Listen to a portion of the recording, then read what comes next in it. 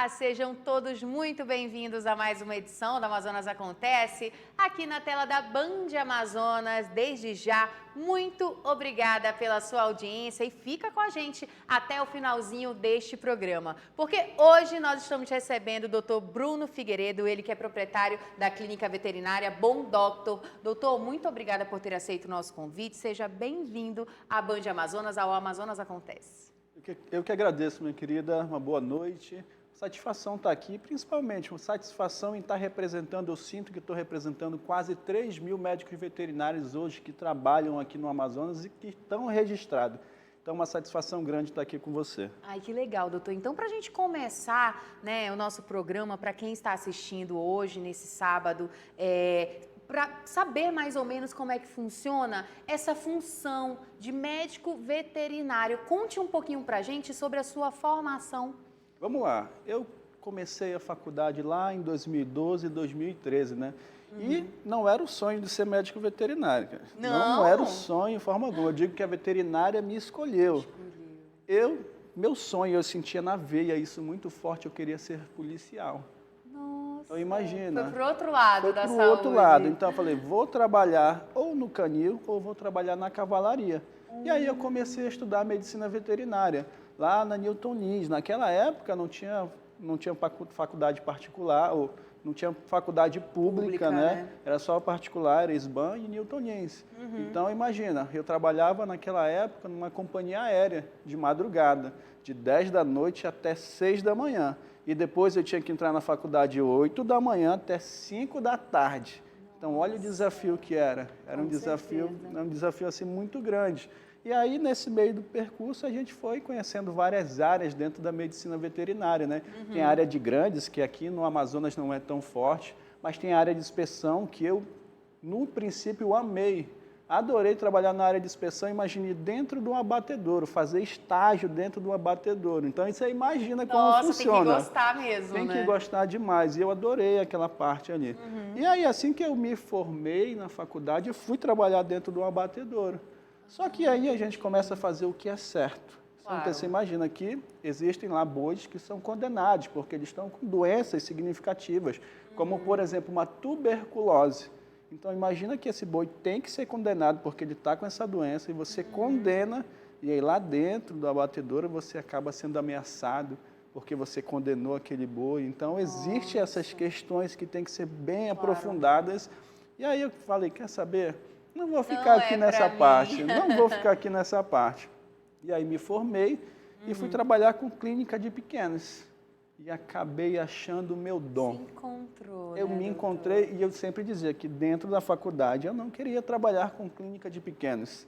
Olha né? só, pagou com a língua. Paguei com a língua, né? Então eu sempre falo, para você que ainda está se formando, principalmente aí que vai ser médico veterinário e está dentro da faculdade, não ache que você sabe o que você tem um caminho, não é assim que funciona. Tem que experimentar. Tem que experimentar. Né? Você acaba encontrando um dom. Infelizmente, tem colegas que no futuro que infelizmente não vão achar um dom na medicina veterinária, podem achar um dom em outro local, mas eu me sinto muito realizado porque, de fato, eu encontrei meu dom. Então, o dom é atender as pessoas, né? Trazer ali, por mais que a situação seja a pior ali naquele momento, mas acalentar o coração daquela pessoa e dizer, né? E mostrar ali que não é o fundo do poço. Então, isso a gente sabe fazer muito bem, principalmente trabalhando na Zona Leste, onde é um público muito carente, que infelizmente não tem aquelas condições apropriadas para tratar da melhor forma possível. Claro. Né? Mas, assim, eu de fato encontrei o dom e eu amo fazer isso. E aí veio o concurso da polícia, veio tudo, e pergunta se eu quis me inscrever depois de formada. Não mesmo. Não quis mais, não quis mais. E foi aí que surgiu a clínica Bom Doctor? Foi aí no ano de 2020 que surgiu a Bom Doctor, na época da pandemia, inclusive. A pandemia foi durante a pandemia? Foi durante a pandemia. A pandemia estourou, e aí eu falei, quer saber? Vou criar minha própria clínica. Sim. E aí montei minha clínica, né, por uma diversidade também.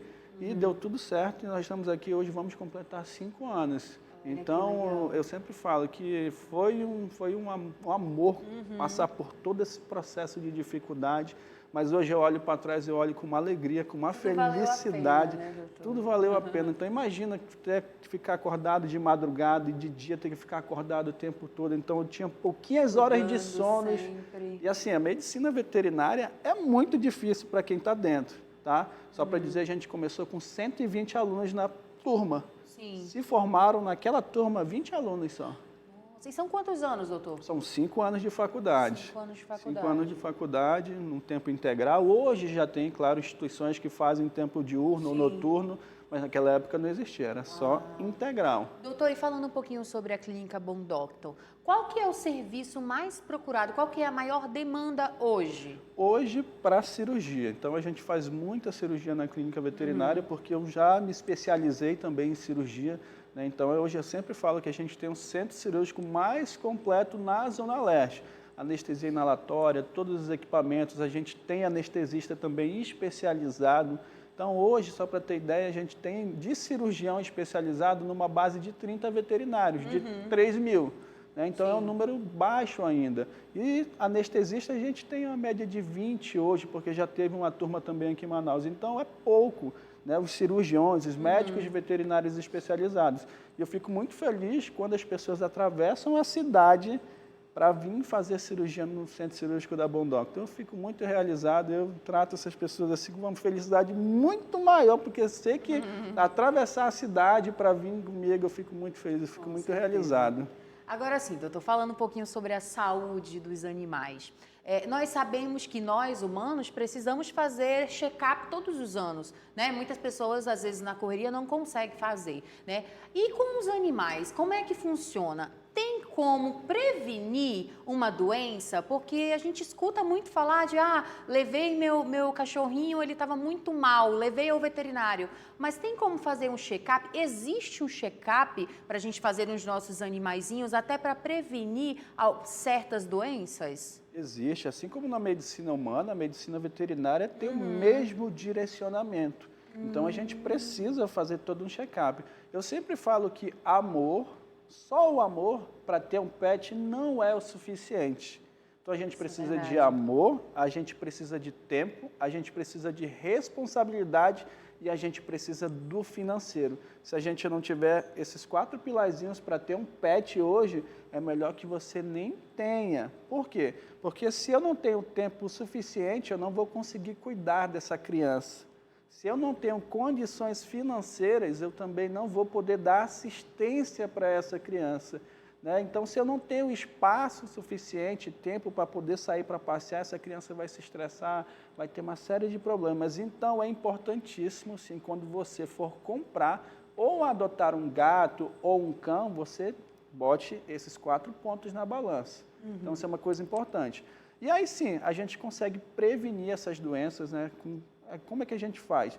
Você pegou o seu pet, no primeiro momento, leve ao médico veterinário e esse médico veterinário, se você gostar dele, que ele seja o seu de confiança. Eu sei que você tem pet, eu sei que você tem uma médica veterinária de confiança, você acredita nela, na capacidade dela, você segue ela porque você vê ela estudando, vê ela se especializando. Então, é importantíssimo que você tenha um médico veterinário de confiança. E aí, esse médico veterinário vai fazer a consulta, né? A primária ali, então vai te dar um direcionamento sobre vacina, sobre vermifugação, sobre remédios de carrapato, escovação do dente, que é uma coisa importantíssima e que 99% dos clientes negligenciam isso. Eles acham que não é importante. Acham que não é importante. Então, a saúde começa pela boca. A gente sempre fala isso no termo humano. E na veterinária, começa pela boca também. Então, se o seu pet tem ali placa bacteriana, tem tártaro, no futuro ele vai ter problema no coração, vai ter um problema nos rins. Então, prevenir é melhor que remediar. Remediar na medicina veterinária é caro.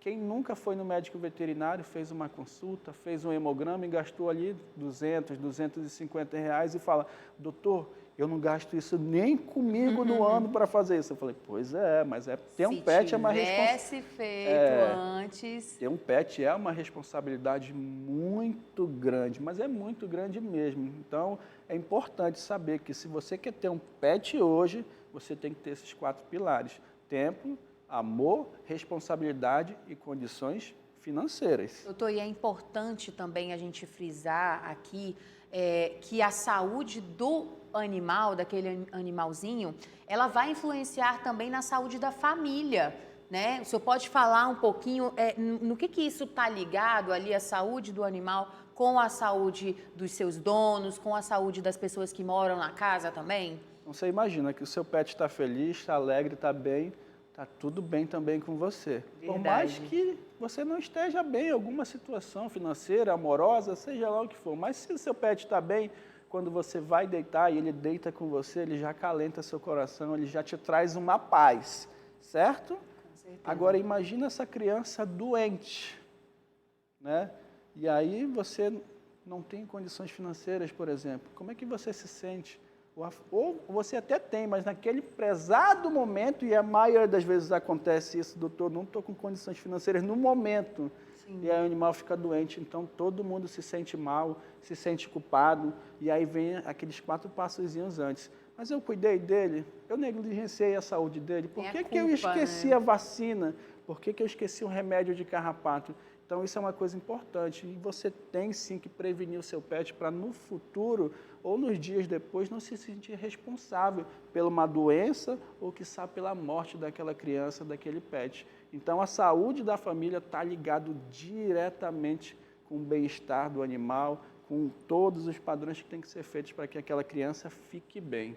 É verdade. Agora, falando em ficar bem, um assunto que ainda hoje eu acho que até melhorou, mas que ainda é meio polêmico, é a questão da castração, doutor. Muitas pessoas falam, não vou castrar meu animal, porque quero, né, que ele procrie, quero filhotinhos, mas a castração, ela está ligada diretamente à saúde do animal. O senhor pode falar alguns benefícios da castração? Falo, com todo prazer. Principalmente vindo de cirurgião, a gente tem, né, os melhores professores do Brasil e a gente fala muito sobre isso. Tem médicos veterinários que concordam com a castração e tem médicos veterinários que também não concordam com a castração.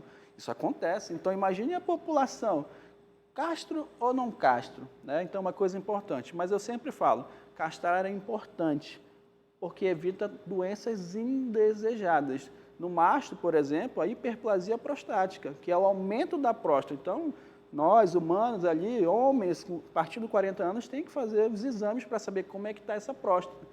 Nos pets, essas próstatas também alteram, tá bom? Sem contar que o macho, ele faz a demarcação em todo o território.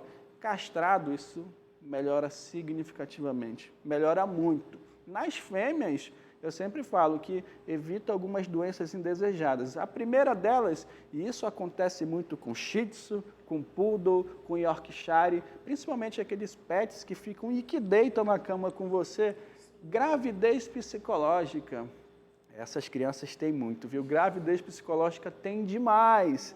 Então, e aí da gravidez psicológica leva para alterações dentro do útero, que causam piometras, infecções desse útero.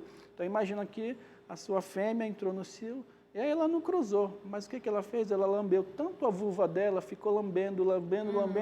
Já tinha um problema na boca de tártaro, de placa bacteriana. Nossa. E acabou levando essa bactéria da boca para a vulva. E aí uma se multiplica em 1 milhão. E aí o sistema de defesa começa, ó. É melhor castrar, né, doutor? Castra. Agora, uma coisa importante. Sim. Castro com 6, com 5 meses, com 4 meses, eu sempre falo que a gente cresce e desenvolve até os 18 anos. Uhum. Essas crianças crescem e desenvolvem até 1 ano e 2 meses. Então, eu, como médico veterinário e cirurgião, não recomendo castrar antes de 1 ano e 2 meses. Mas isso é claro... É importante essa orientação, doutor. Isso é claro, isso é uma outra polêmica também.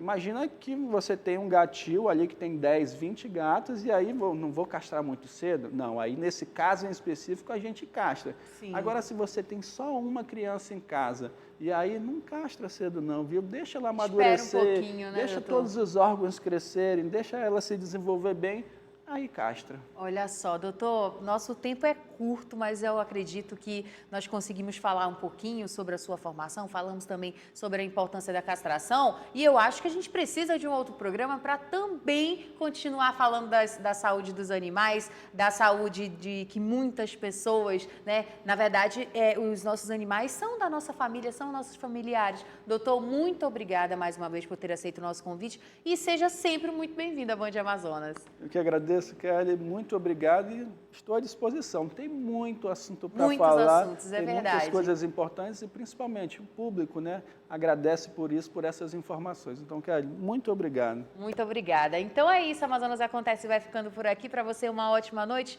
Lembrando que sábado que vem tem mais Amazonas Acontece aqui na tela da Band. Tchau, tchau.